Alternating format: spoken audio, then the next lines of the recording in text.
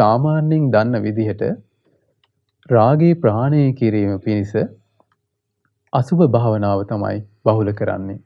අසුභය තමයි වඩන්නේ. මේ බුද්ධ කාලේ මුල් කාලේ ගොඩාක් භික්ෂුන් වහන්සේලා මේ අසුභ භාවනාව මුල් කරගෙන තමයි නිකෙස් බවට පත් වුනේ. ඒතකොට මේ අසුභ භාවනාව දැන් උනත් කෙනෙක් මනාවකට පුරුදු කරගෙන වාසය කරනවා නම් ඒක හොඳට හිතේ වැඩිලා තියෙනවා නම් රාගයෙන් ඒ හිත තෙත් වෙන්නෙත් නැහැ, යට වෙන්නෙත් නැහැ. හැබැයි ඒ ප්‍රතිඵලයම ලැබෙන බ්‍රහ්ම විහරණයක් තමයි මේ උපේක්ෂාව කියලා කියන්නේ. මේක පටිඝය ප්‍රහාණය කිරීම පිණිසත් ඊටම වටින බ්‍රහ්ම විහරණයක්. එතකොට මෙතනදී බුද්ධ දේශනාවේ සඳහන් වෙන්නේ මේ කොහොමද මෙත් සිත පුරුදු කරන්නේ මෙත්තා චේතෝ විමුක්තිය. ඒක තමයි සත්වයෝ අපි කියමු සියලු සත්වයෝ කියලා. සියලු සත්වයෝ වෛර නැත්තෝ වෙත්වා, තරහ නැත්තෝ වෙත්වා, දුක් පීඩා නැත්තෝ වෙත්වා, සුවසේ ජීවත් වෙත්වා කියන මෙන්න මේ මිත්‍ර සහගත කල්පනාව සත්වයන් කෙරෙහි තියෙන මිත්‍රත්වය, ඒ මිත්‍ර සහගත සිතවිලි තමයි මෙත්තා චේතෝ විමුක්තිය කියලා කියන්නේ. මෛත්‍රී භාවනාව කියලා කියන්නේ. එහෙම නැත්නම් මෙත්තා කියන බ්‍රහ්ම විහරණය කියලා කියන්නේ. එතකොට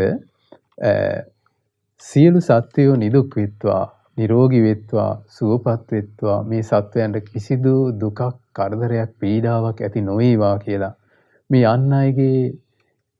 අන් අයට ඇති වෙලා තියෙන එහෙම නැතිවන්නා වූ දුක් පීඩා කෙරෙහි අපේ තියෙන අකමැත්ත, ඒ කෙරෙහි ඔවුන් කෙරෙහි අපේ හිතේ ඇතිවන්නා වූ කරුණාව, එහෙම නැත්නම් හදවතේ ඇතිවෙන කම්පනාත්මක බව, මේකට තමයි කරුණාව කියලා කියන්නේ. ඉතින් ඒක පුරුදු කරන්නේ සියලු සත්වයෝ නිදුක් වෙත්වා, නිරෝගී වෙත්වා, සුවපත් වෙත්වා, දුකෙන් මිදෙත්වා, නිවන් දකිත්වා. අනාදි වශයෙන් ඒව තමයි කරුණා සහගත සිතවිලි. ඊළඟට මුදිතාව කියලා කියන්නේ මේ සත්වය යම් සැපයක් උදා කරගෙන තියෙනවා නම් භවභෝග සම්පත් වලින් වෙන්න පුළුවන්. එහෙම නැත්නම් පැවිද්දෙන් ලබන නිර්ආමිෂ සැපයක් වෙන්න පුළුවන්. ධ්‍යාන සැපයක් වෙන්න පුළුවන්. මෙන්න මේ දේවල් ලබාගෙන යම් කෙනෙක් වාසය කරද්දී ඒ අයගේ සැපවත් බව ගැන අපේ හිතේ තියෙන සතුට, කැමැත්ත, අන්න ඒක තමයි මුදිතාව කියලා කියන්නේ.